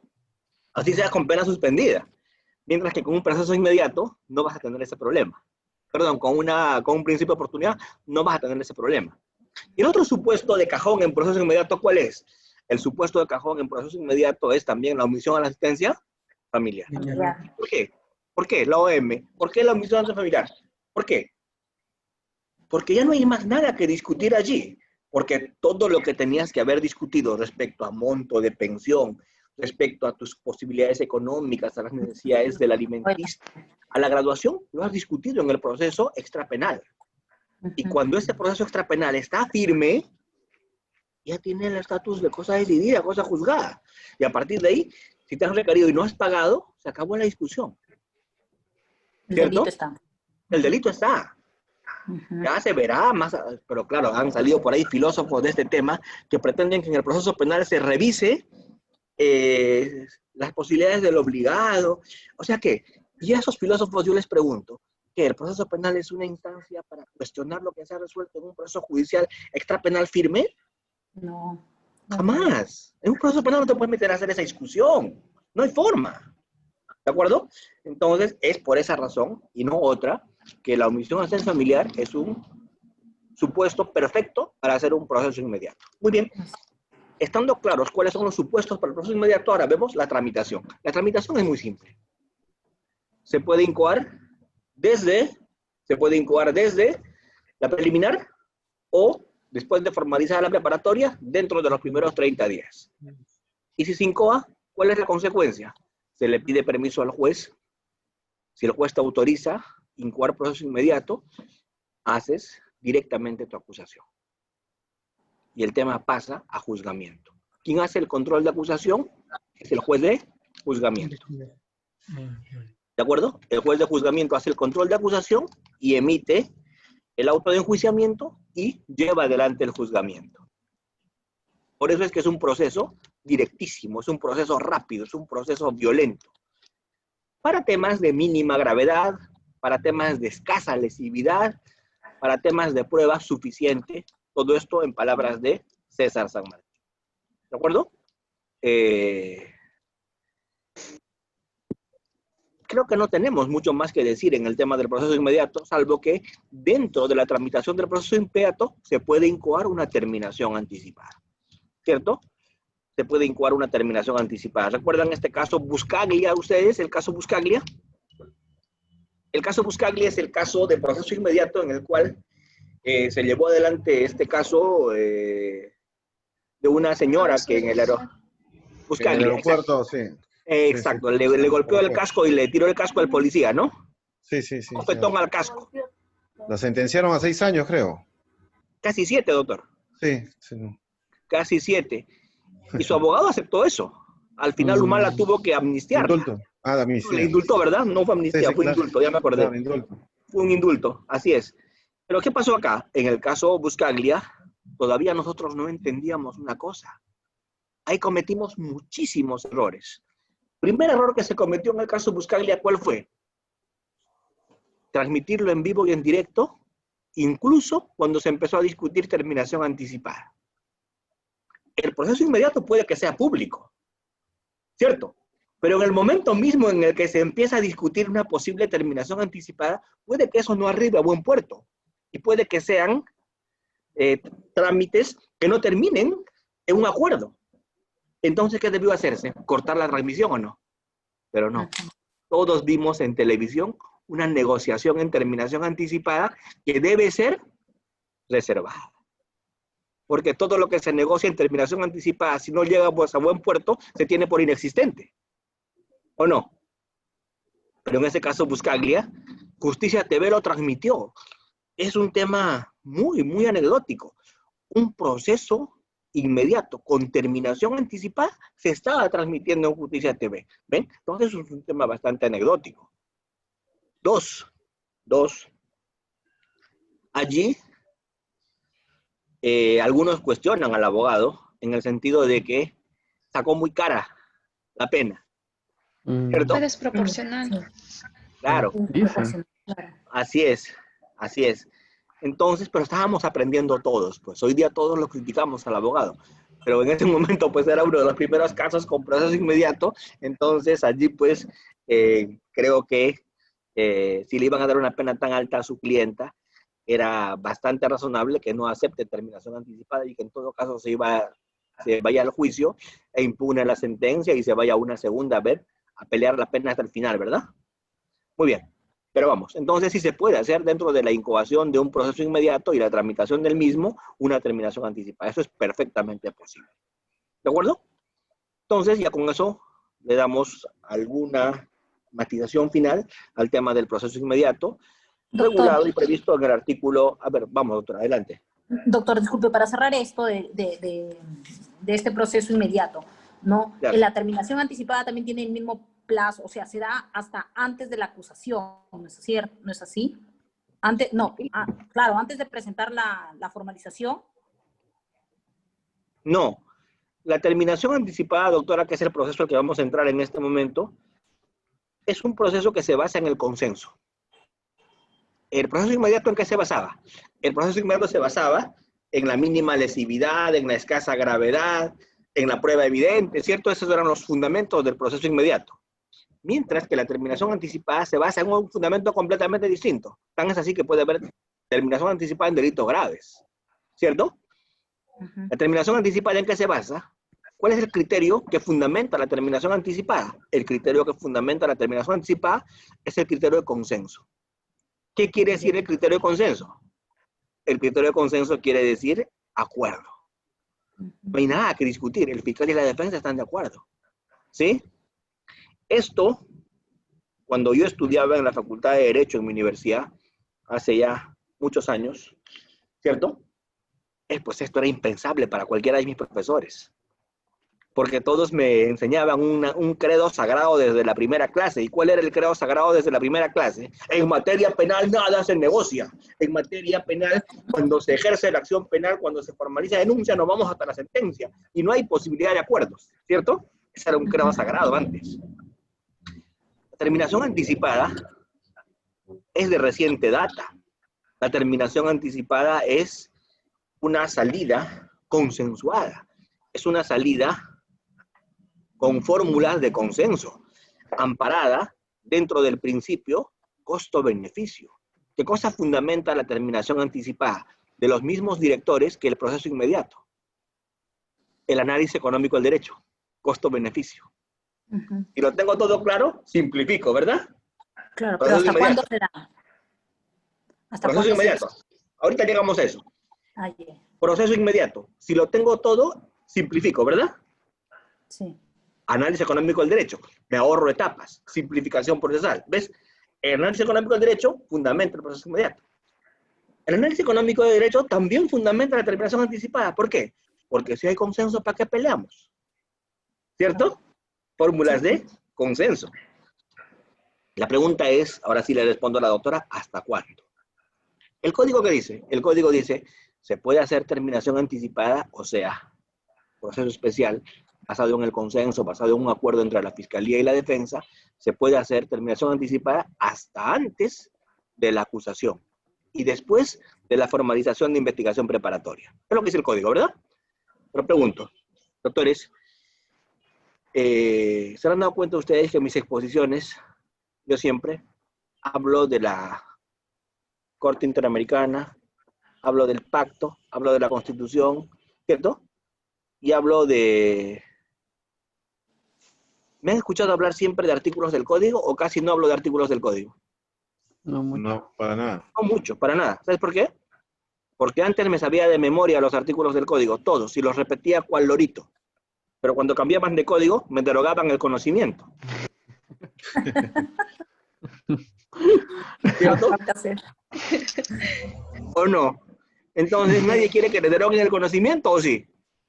Entonces, hoy día, ¿qué prefiero? ¿Conocerme de memoria los artículos o entender las instituciones? Entender las instituciones. Entenderlas. Claro, entonces la idea ahora es entender las instituciones, no aprenderme de memoria los artículos, ¿cierto? Porque si entiendo las instituciones, mi conocimiento va a seguir vigente, de lo contrario me lo van a derogar. ¿Sí? Entonces ahí vamos a tener más de un problema. Entonces, en ese orden de ideas, cuando yo comento en este momento el tema de la terminación anticipada, les digo, procede hasta antes de la acusación y después de formalizar investigación preparatoria. Y la gran discusión, ¿puede haber terminación anticipada en etapa intermedia o no puede haber terminación anticipada en etapa intermedia? La gran discusión, ¿verdad? ¿Qué dijo la Corte Suprema? Acuerdo plenario, 5. ¿Qué dijo? No. Dice Yanadita, no vemos. No puede haber terminación anticipada en etapa intermedia. Sin embargo, yo creo más bien en una interpretación al respecto. ¿Cuál es mi interpretación? Que sí puede haber. ¿Y por qué sí puede haber? Porque en aplicación del código mismo, el código dice, se puede hacer terminación anticipada hasta antes de la acusación. Y como brillantemente lo sostuvo Jean-Paul Taboada, un juez superior, ex miembro del Consejo Superior del Poder Judicial, él dijo algo muy inteligente que a mí me convenció. Jean-Paul dijo, la acusación no debe interpretarse como la acusación escrita, sino oralizada en audiencia intermedia. Entonces ahí es cuando efectivamente la acusación adquiere su relevancia, cuando se presenta y se oraliza en la etapa intermedia. Entonces hasta ese instante procede. Es una interpretación. Y creo que es una interpretación saludable y sana, si se están dando todas las exigencias de la terminación anticipada, como que esté presente el procesado. Obviamente, si en la audiencia de etapa intermedia no concurre el procesado, no habrá posibilidad de hacer terminación anticipada. Porque para que haya terminación anticipada tiene que estar el procesado. Tiene que haber consenso. Tiene que haber consenso. Y si en la terminación anticipada por alguna razón no concurrió el procesado, mala suerte, pues. Esa terminación anticipada tendrá que dejarse para otro día. Perfecto. Ya no se llamará terminación anticipada, se llamará conclusión anticipada y se hará en el juicio. Es otro mecanismo, ¿verdad? Sí. Otro mecanismo. Ya será conclusión anticipada y será en el juicio oral. Pero para que haya terminación anticipada en etapa intermedia, tiene que estar el procesado. Y tiene que estar el procesado para que pueda discutirse en ese momento una fórmula de consenso, también basada en análisis económico del derecho. Yo sí creo que, doctores, tiene que haber más amplitud en esta interpretación. Lamentablemente, muchos casos donde se ha investigado de una manera concreta, la Fiscalía tiene una posición sólida y el abogado defensor mira que esa posición de la Fiscalía es coherente. Yo considero que el abogado, que precisamente su función es conseguir lo que mejor le corresponde a su cliente, conseguir lo mejor para su cliente, el abogado que dirá a su cliente, mira hermano, ¿sabes qué? Si vamos al juicio, la posibilidad de que te absuelvan existe. El juicio es un albur. Si vas al juicio, de repente testigos del fiscal no concurren, de repente ocurre algo inusual, de repente ese día yo estoy inspirado, lloro y me sale la audiencia, ¿cierto? No la jugamos. No la jugamos, ya está. Pero eso sí, si nos la jugamos, es como el bingo, nos la jugamos. ¿Qué quiere decir eso? Que o te dan cartón lleno, pena completa, o te absuelven. Es el todo o nada. Sin embargo, si nos vamos hoy día a un acuerdo, tienes algo seguro. Y eso seguro es que te van a reducir grandemente la pena. Y cuanto más antes hagas terminación anticipada, mejor, ¿o no? Porque la terminación anticipada te va a generar incluso como un mecanismo adicional de rebaja de pena, la rebaja por confesión sincera. ¿Cuándo? Cuando no hay suficientes elementos en tu contra. Porque la rebaja por confesión sincera la pierdes cuando el fiscal consigue actividad de cargo que hace que tu confesión sea irrelevante en atención a la cantidad de pruebas que ya el fiscal consiguió. Entonces tú a tu cliente le dices, mira Cholo, yo te voy a conseguir un sexto por terminación anticipada y además vamos a irnos por debajo del mínimo por confesión sincera. ¿Por qué? Porque el fiscal está empezando a investigar. Pero yo creo que sí te va a agarrar. Porque ya vi su formalización del fiscal. Y esta formalización está bien canalla. Porque mira, están buscando aquí y allá, han pedido oficios aquí y allá, están pidiendo levantamiento. No, estos se están yendo con todo. Así que van a conseguir información. Y tú le dices a tu abogado, doctor, pero entonces cuando llegue la información en mi contra, ahí negociamos. No, pues, es que si negociamos cuando llegue la información, ya no nos van a dar rebaja por debajo del mínimo, ¿cierto? Claro, que ya lo tiene todo. Ya lo tiene todo, nos van a dar solamente rebaja del sexto, y la rebaja del sexto es nada. Así que esto es como los días R. Ripley, ahora o nunca. ¿Cierto? Entonces, esa es la labor de un abogado. Un abogado va y negocia en el momento que a su cliente le convenga más. Y a su cliente lo va a sacar con una pena mucho menor. Miren, doctores, esto tiene un cambio de mentalidad, es un cambio de chip total. A veces, una muy buena opción es litigar en un juicio oral. A veces, para la defensa, la mejor opción no es litigar, sino negociar. Y la negociación, cuanto más antes, mejor. ¿Cierto? La negociación, cuanto más antes, mejor, porque más pena te rebajan. Tú puedes negociar siempre. Incluso puedes negociar iniciando el juicio, vía conclusión anticipada. Pero, por ejemplo, la conclusión anticipada, cuando inicias el juicio, ¿qué te rebaja? 1/7 de la pena, cada vez menos. ¿Cierto? Pero cuando negocias en etapas anteriores, la rebaja va a ser considerable. Entonces, ¿ven? Ese es el otro tema, la terminación anticipada. ¿Se basa en qué? En el consenso. Doctor. Adelante, doctor. Adelante. Doctor, sí, disculpe que le interrumpa. Una pregunta. Tengo entendido que también en el sistema de, por ejemplo, en Estados Unidos se aplica un acuerdo entre Fiscalía y el abogado de la defensa. Quisiera saber, me parece que es similar al nuestro, quisiera saber si tiene conocimiento sobre ello y nos podía dar un alcance, tal vez. Sí, claro, a ver. Vamos, hay una cosa que debemos entender todos. Y algo que debemos entender todos es que el modelo de Estados Unidos, ¿sabes en qué se parece al nuestro? En nada. En nada. En absolutamente nada. Así, nada de nada. Así como la incondicional, nada de nada. O sea, doctor Almanza, yo tengo una maestría en litigación oral, no te sirve nada. ¿De acuerdo? Doctor, ya. Una consulta antes de pero te voy a explicar por qué, pues. Te voy a explicar por qué no te parece en nada. Y te lo voy a explicar porque te mereces que te lo explique. El juicio Primero, ¿por qué no se parece en nada? Porque en un sistema del common law, la investigación es única. Pero única para la fiscalía.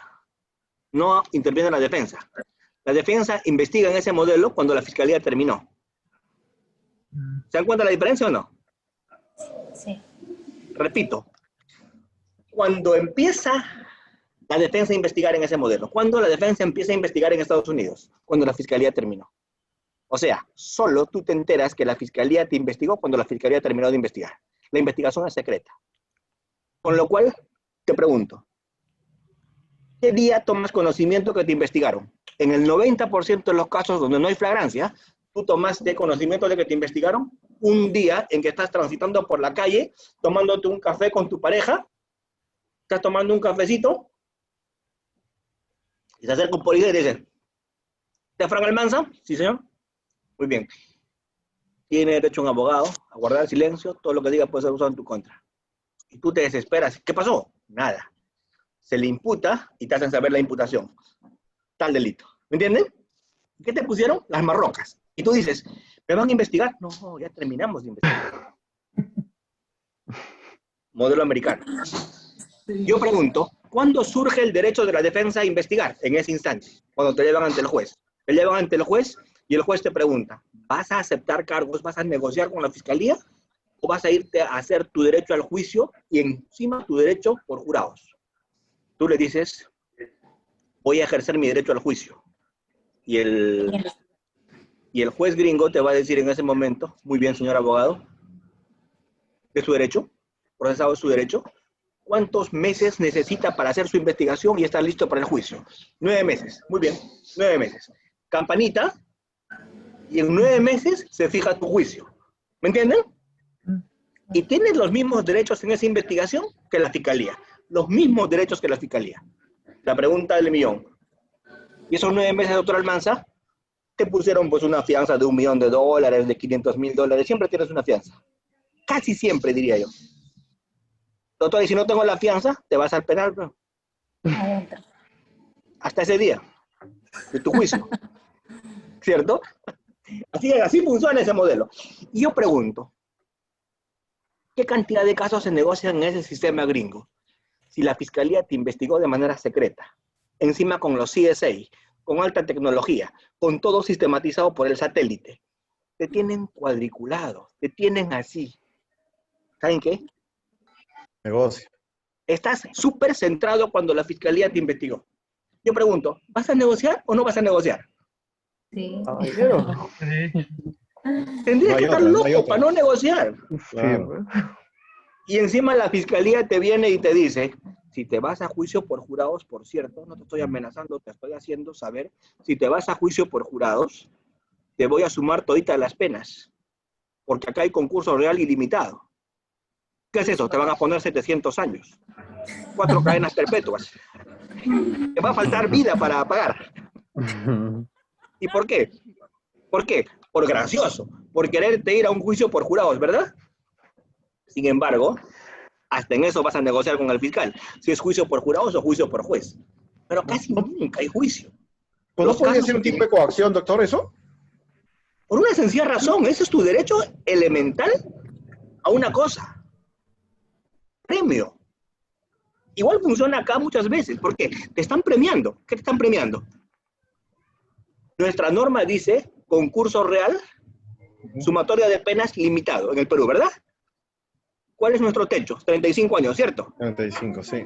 Ya está. Los gringos no tienen esa norma.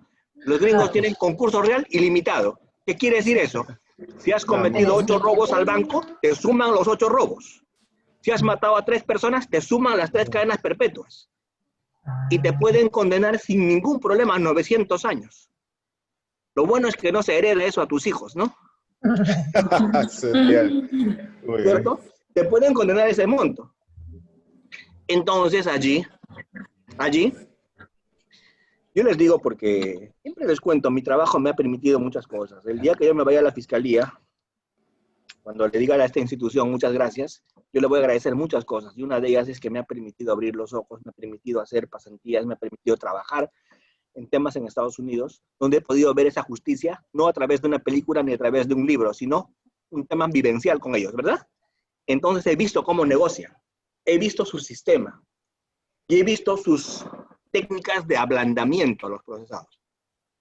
¿Cierto? Yo pregunto, ¿saben qué? Me quedé una semana más cuando hice mi primera pasantía allá. ¿Y sabes por qué me quedé una semana más? Porque en el mes que había estado no tenía un solo juicio visto. No había. ¿Por qué? Porque todo era ¿qué? Acuerdo. Entonces yo le decía a los fiscales con los que estaba haciendo pasantía, oye hermano, ¿lo cuándo? Hermano, un juicito. Y hasta que llegó el día, primer juicio, yo feliz, entré a mi sala de audiencias. Estaba tan emocionado que saqué mi celular para tomarme un selfie. ¿Y sabes qué? Me botaron de la sala de audiencias.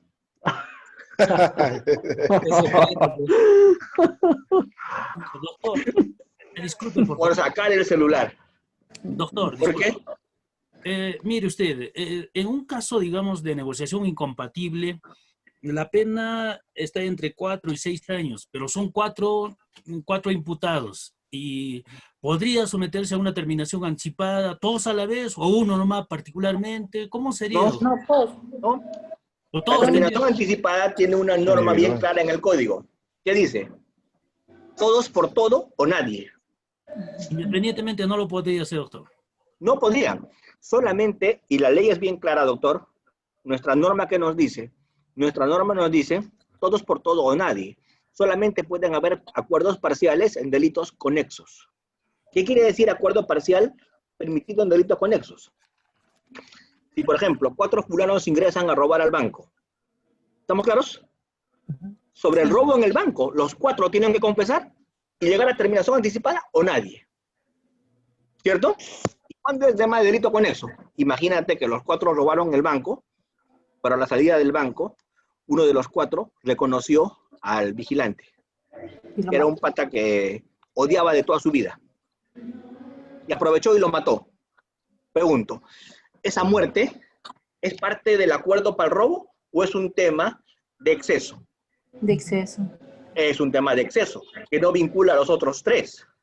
Por lo tanto, a él solo lo van a juzgar por robo agravado y además por homicidio.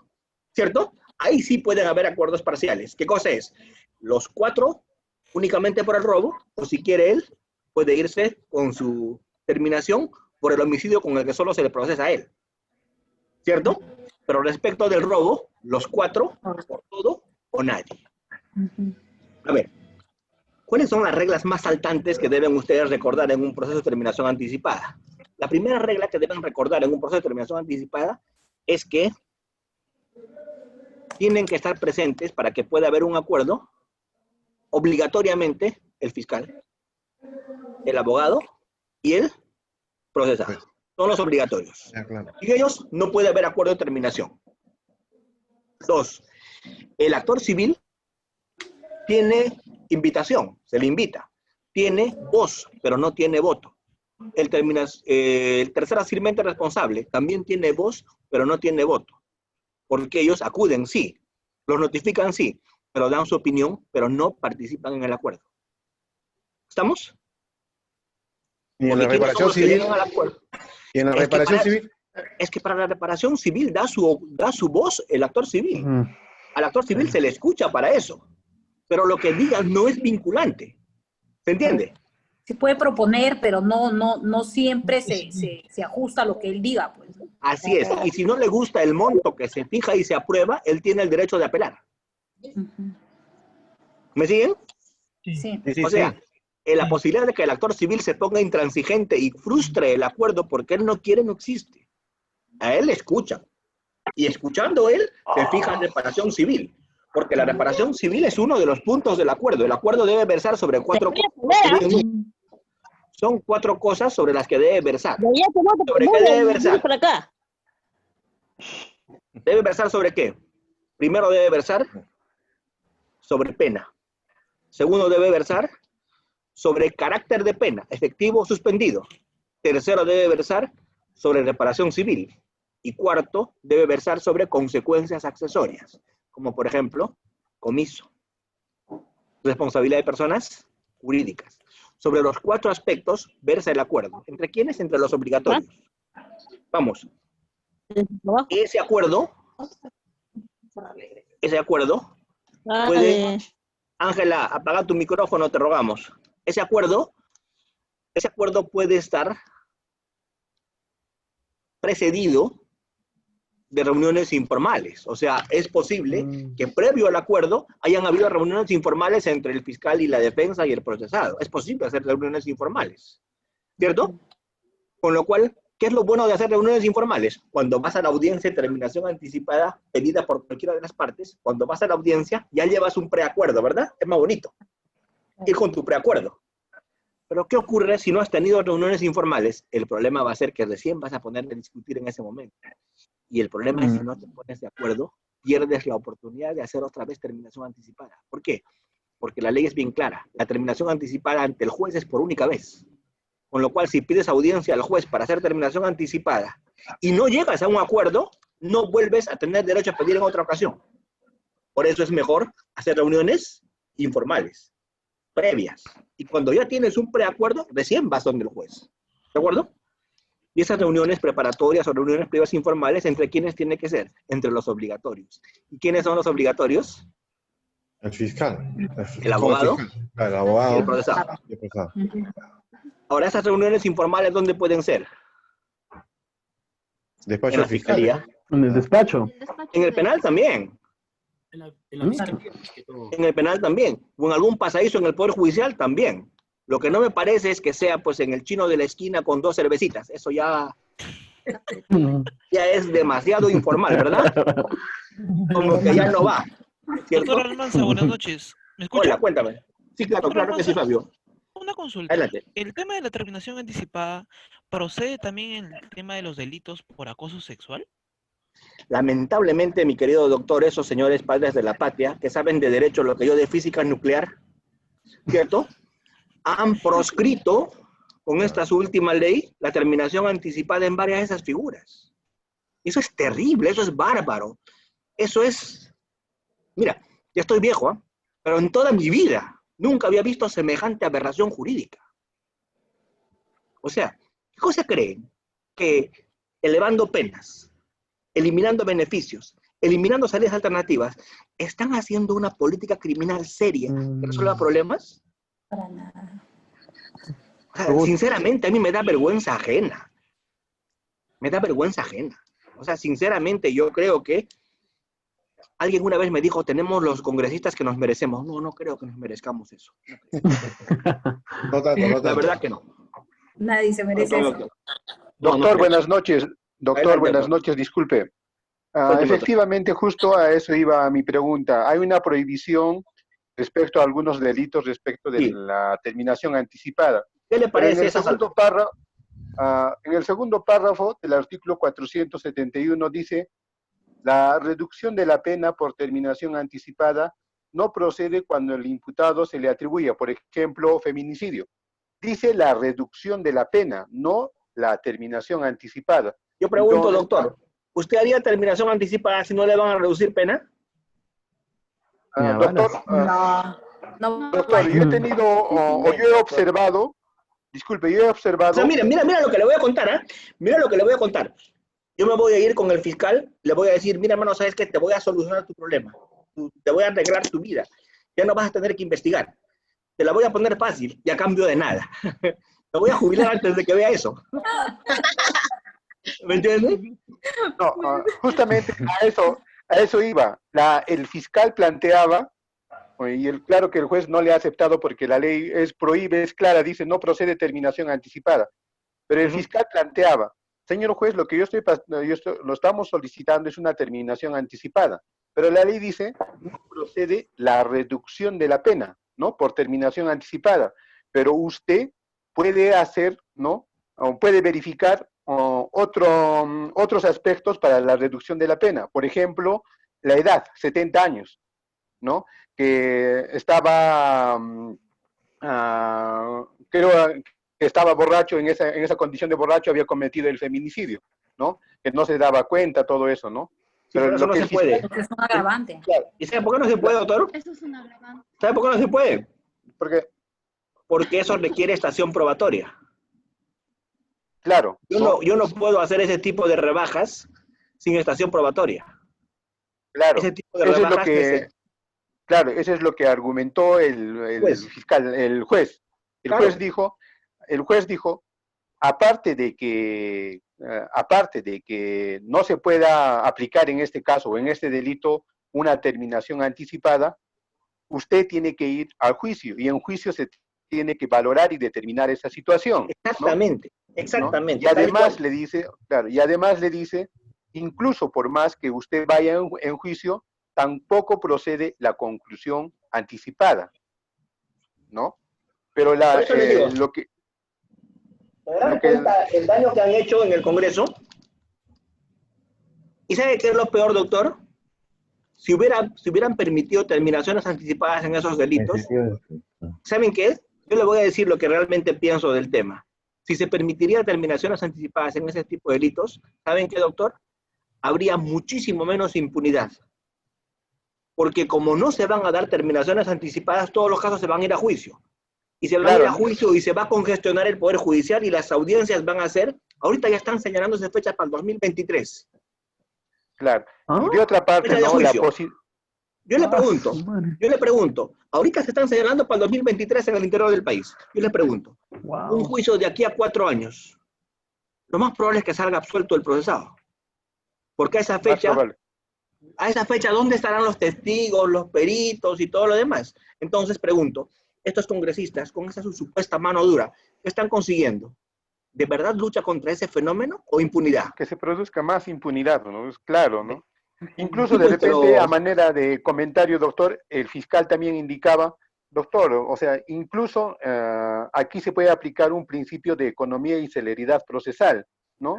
Como usted decía, ¿no? Este juicio, señor juez, le decía el fiscal, se va a programar para el 2021, ¿no? ¿Y dónde está la reparación, o sea, de la víctima, de los familiares de la víctima, quienes claman justicia, o sea, quienes piden que se le resarza, ¿no? El daño que se ha ocasionado.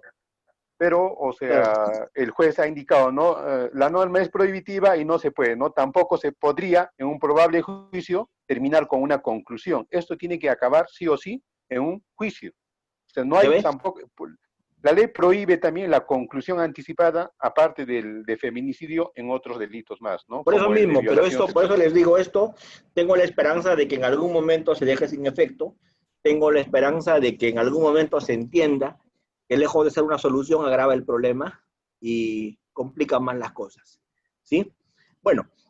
Muchas gracias, doctor. Agradezco ¿Qué ocurrencia, doctor? Estoy para eso. ¿Qué ocurrencia? Miren, como se dan cuenta, este proceso de terminación anticipada no es complicado. Doctor, adelante, lo escucho.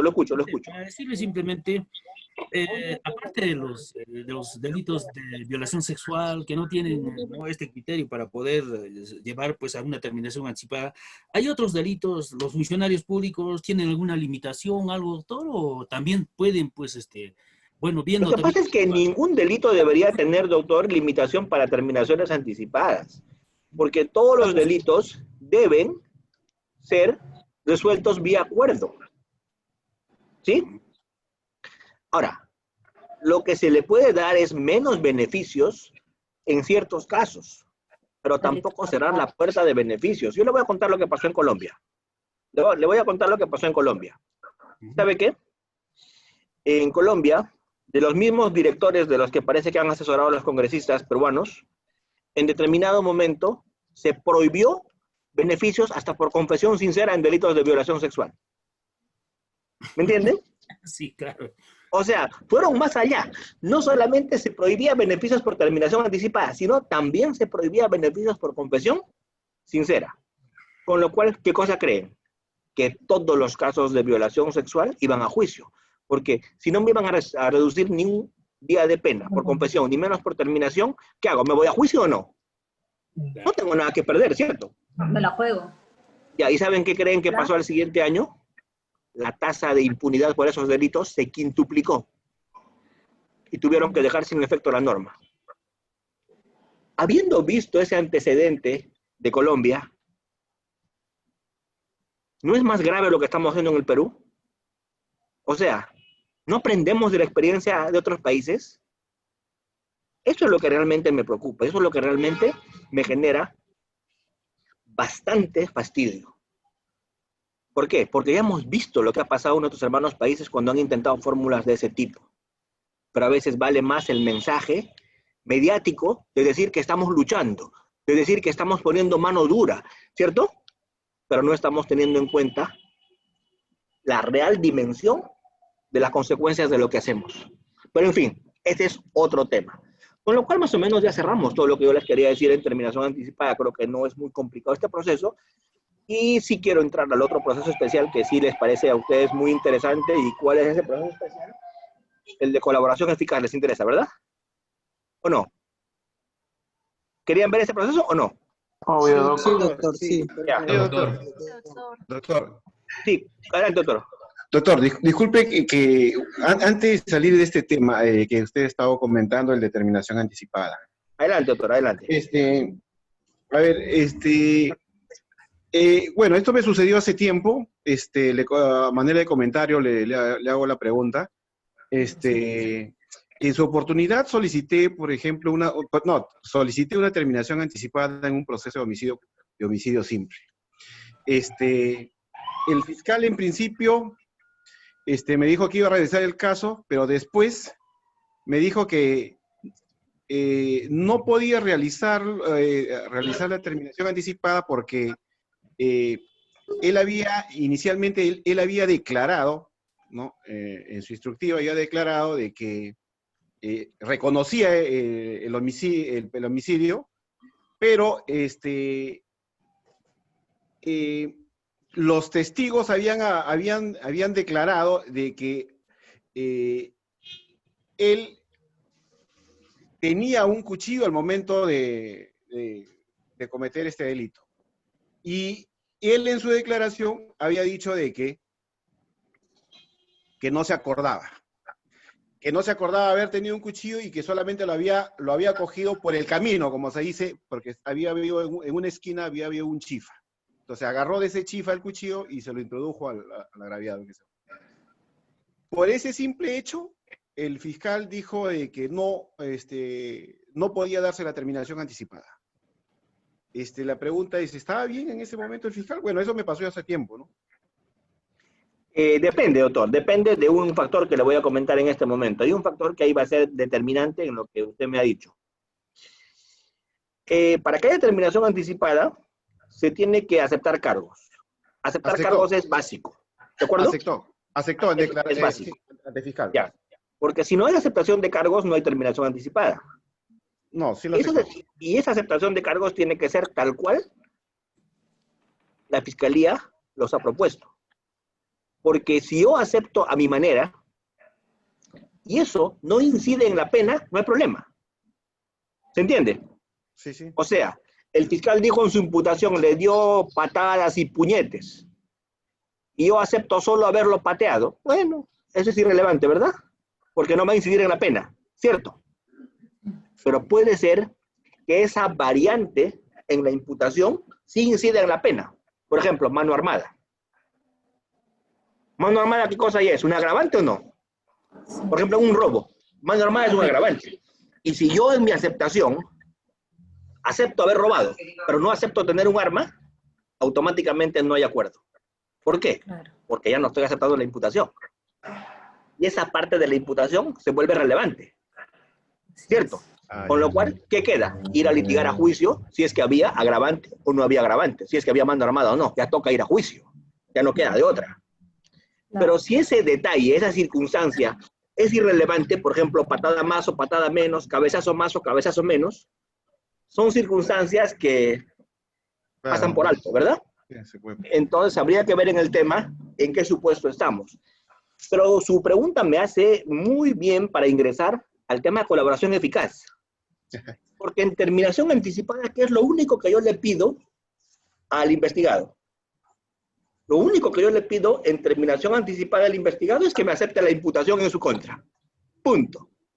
Para que opere la terminación anticipada, lo único que le pido al investigado es que me acepte la imputación en su contra. Punto. ¿Me entienden? Pero en colaboración eficaz le pido mucho más. En colaboración eficaz, ¿qué le pido? Que sapee. Esto es que delate. Esto es que me dé información adicional ¿a qué? A la imputación contra él. Por ejemplo, para que opere terminación anticipada, es suficiente con que me responda: participé en el robo, señor. Sí, y participé con arma. Punto. Se acabó. Con eso, opera terminación anticipada. ¿Cierto? Acepté la imputación. Respecto a mí, terminación anticipada. Para que haya colaboración eficaz, debo dar mucho más. ¿Qué más? ¿Con quiénes intervine? ¿Quién era el jefe? ¿Dónde escondimos las armas?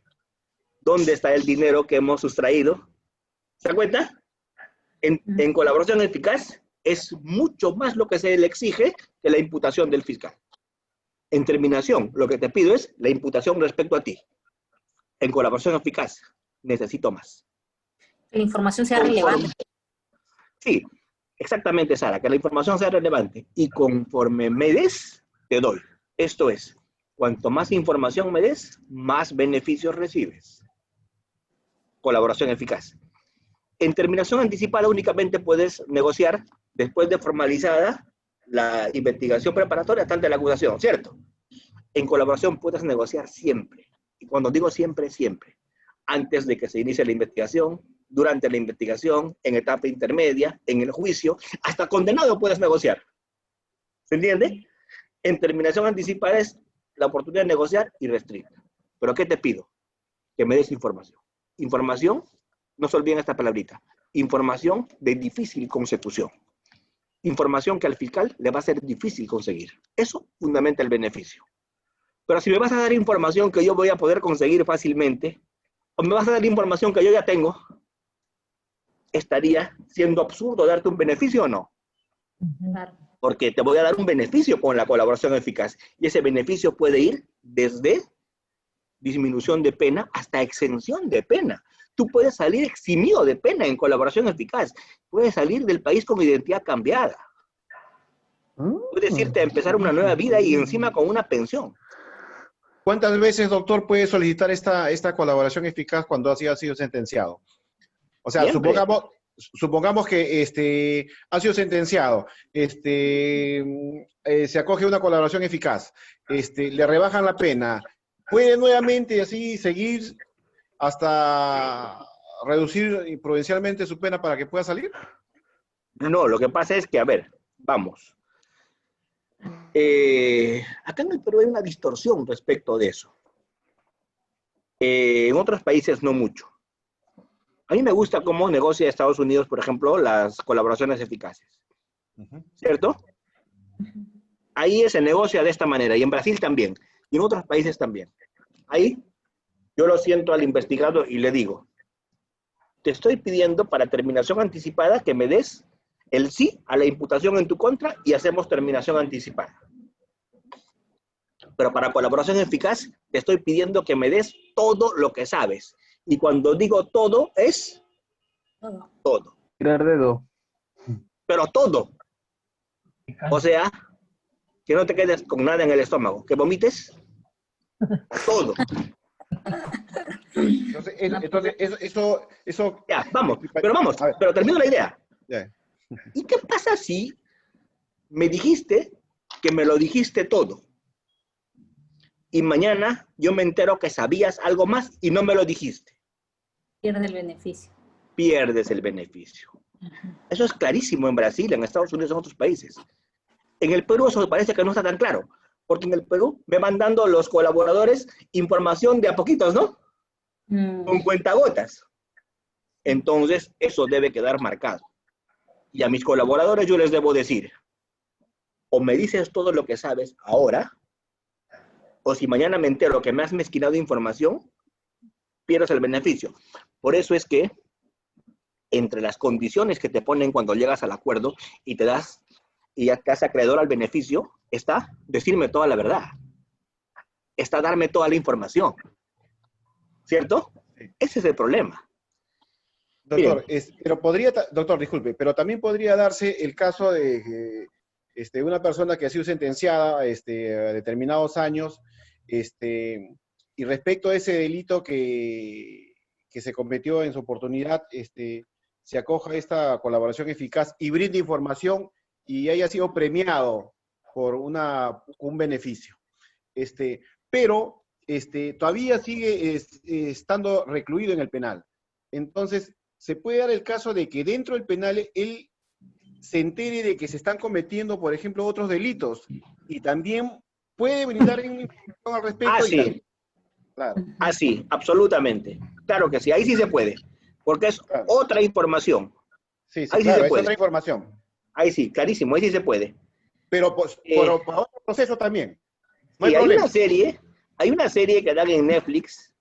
Es una serie que no es muy grande, pero es una serie, la única de todas las que he visto, que se parece a lo que realmente sucede en el modelo de la colaboración eficaz en Estados Unidos, que yo he visto de cerca en la vida real. Y en esta serie la he visto bien parecida.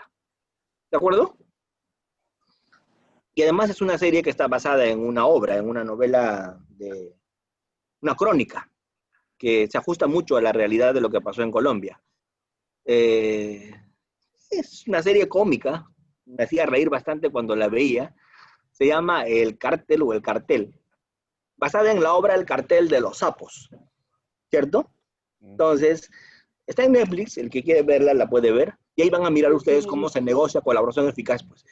¿Por qué le llaman el cartel de los sapos? Porque ese cartel fue bautizado como el cartel de los sapos, porque todos se sapearon los unos a los otros. No hubo uno que se quedó sin sapear al otro. ¿Salió la película, doctor? ¿Salió la película? Sí, ya salió la película. Ah, ya salió como película. Yo la vi como cuando era serie, ahora salió como película.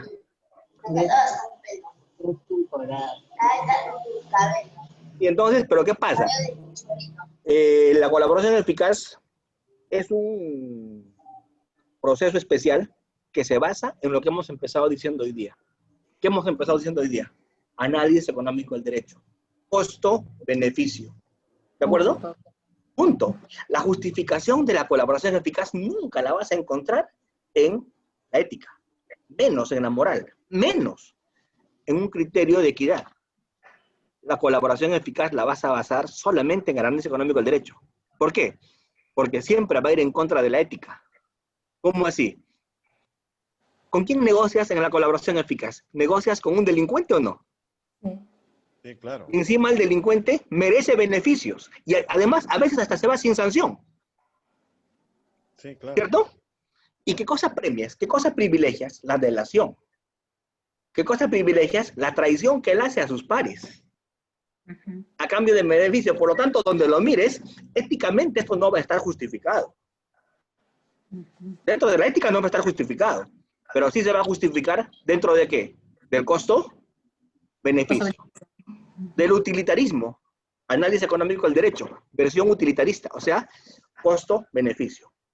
¿Qué me conviene más? ¿Que uno salga libre o que millones vengan repatriados al Perú? ¿Qué me conviene más? ¿Que uno salga libre o que 20 entren a la cárcel? Que 20 entren.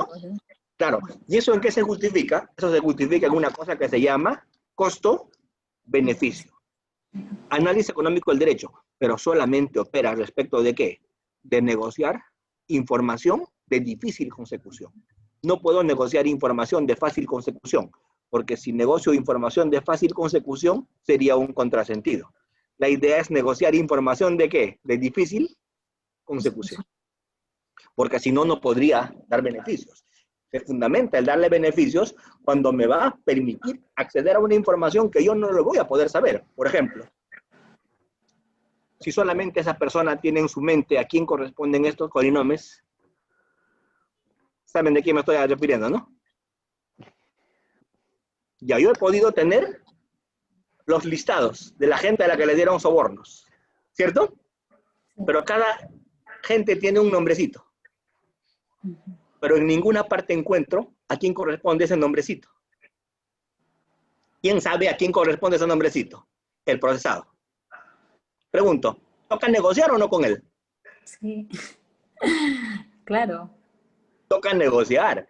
¿Y por qué toca negociar? Porque es información de difícil consecución. Y tengo que negociar, porque no me queda de otra. Sobre todo en un sistema como el nuestro, que es un sistema democrático, un sistema respetuoso de derechos fundamentales. En un sistema inquisitivo, en su peor expresión, no hubiéramos tenido que negociar. ¿Qué hubiéramos hecho? Lo hubiéramos sometido a la sala de torturas. Pero, ¿y ahí qué nos hubiera dicho? Doctor, pero solamente bastaría con su declaración de este colaborador, tiene que ser corroborado. Tiene que ser Lo que pasa corroborado. es que la colaboración eficaz, doctor, tiene toda una fases. Claro. Y las fases son así. Primero eres un aspirante a colaborador. Cuando el fiscal te toma tu declaración como aspirante a colaborador, el fiscal manda toda tu información a la policía para que haga una corroboración. Si esa información es corroborada, y sí, y solo si es corroborada, recién vamos a presentar el tema al juez. ¿Para qué? Para que el juez homologue el acuerdo y te dé el beneficio. Porque de lo contrario, simplemente eres un aspirante a colaborador. Ahora, no te olvides de algo, doctor, y para ir cerrando, porque ya se me termina el tiempo, para ir cerrando, hay dos tipos de colaboradores. el colaborador testigo y el colaborador informante. El colaborador testigo y el colaborador informante o colaborador confite. ¿Cuál es la diferencia? El colaborador testigo es alguien que yo tengo que llevar a juicio. Al testigo lo tengo que llevar a juicio. El colaborador testigo tiene que ir a juicio. ¿Cómo así? Al colaborador testigo lo tengo que llevar a juicio. ¿Por qué? Porque el colaborador testigo me va a decir algo así. Yo vi que fulano hizo tal cosa. Piña, pues es colaborador testigo. ¿Qué tengo que hacer? Su cambio de identidad. Y lo que va a tener valor probatorio es su declaración, ¿o no? Y lo tengo que llevar a juicio. Lo tengo que llevar a juicio en investigación. Su declaración tiene que ir para fundamentar prisiones preventivas. Tiene que ir en fase de investigación. Y lo tengo que llevar al juzgamiento para que testifique en la sala. Claro, con sistema de audio y video, con distorsionador de voz, etcétera, pero lo tengo que llevar. Ese es mi colaborador testigo. Pero yo prefiero el otro colaborador, que es el colaborador informante. ¿Por qué? A ese nunca lo voy a llevar a juicio. Ese nunca va a dar una declaración que yo voy a presentar al Poder Judicial. ¿Por qué? Porque él me va a dar datos. ¿Y yo qué voy a llevar al juicio? Esos datos, pues. Por ejemplo, este colaborador informante, ¿qué me va a decir? Fiscal, en el banco tal está la cuenta de fulano. Fiscal, en el inmueble tal está escondida la caleta con el dinero. Fiscal, se hospedaron en el hostal tal. ¿Me entienden? Con lo cual yo como fiscal, ¿qué cosa voy a hacer gracias al colaborador confite o informante? En corroboración voy a traer esa información o no. Y esa información es la que voy a presentar al proceso. Claro, sus demás coprocesados del colaborador informante se van a romper la cabeza pensando cómo el fiscal sacó la información. ¿Cierto? Claro. ¿Cómo el fiscal llegó? Van a decir. Cuéntame, Ángelo. Doctor, una consultita. Mucho se ha estado hablando hace un tiempo atrás en las audiencias muy polémicas de Keiko sobre el testigo protegido. Guarda relación porque sinceramente no he escuchado mucho del testigo protegido. No, cualquiera Mucho puede ser hablaban testigo de él. protegido. No, una cosa es ser colaborador eficaz y otra cosa muy distinta es ser testigo protegido. El colaborador eficaz, estamos desde el momento en que es un aspirante y estamos iniciando con él un proceso de colaboración eficaz. Desde ahí estamos hablando de un aspirante a colaboración eficaz. Una cosa es ser aspirante a colaboración eficaz y otra cosa es ser testigo protegido. ¿Quién es el testigo protegido? Aquel que me da su información, no negocia conmigo nada porque él no es procesado, ¿cierto? Pero sí le doy yo protección, ¿para qué? Para que se mantenga en reserva su identidad. ¿Y por qué quiero que se mantenga en reserva su identidad? Porque puede correr Por represalias. riesgo su vida. Porque puede tener represalias, exactamente. Exactamente. Tal y cual. Puede tener represalias. Solo se negocia entonces con el delator, ¿no, doctor? Exactamente, con el que está procesado. Colaboración hay solo con el que está procesado.